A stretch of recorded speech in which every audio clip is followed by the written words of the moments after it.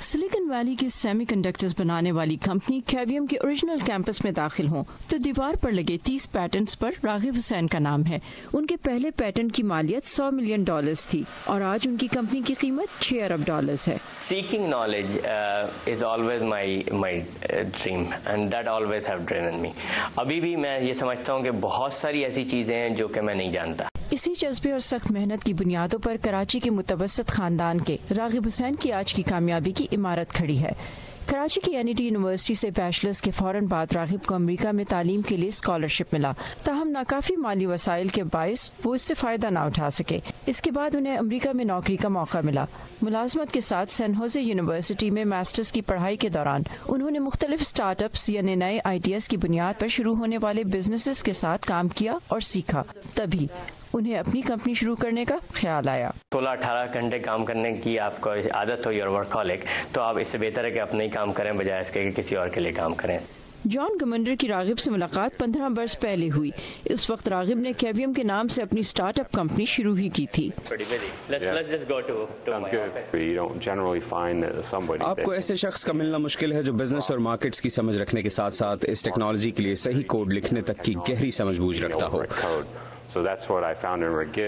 Forbes magazine کے مطابق silicon valley میں نئے آئیڈیا پر بننے والے 90% بزنسز یا سٹارٹ اپس فیل ہو جاتے ہیں. تو راغب حسین نے یہ کیسے یقینی بنایا کہ ان کی کمپنی نہ صرف کامیاب ہو بلکہ انڈسٹری لیڈرز میں گردانی جائے؟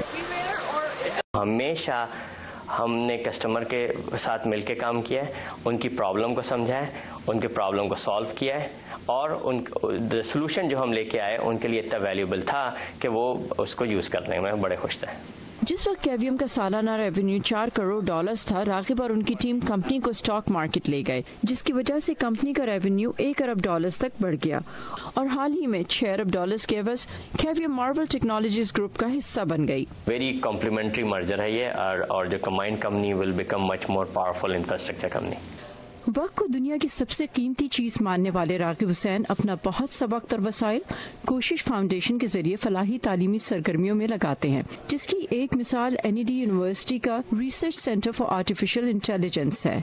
ماسٹرز کے اور انڈر گریجویٹ اسٹوڈنٹس کو ہم نے جابس آفر کی, ہم ان کو سیلری دے سکے جس کی وجہ سے کچھ جابس کریٹ ہوئیں اور پھر یہ پروسیس ابھی تک چل رہا ہے.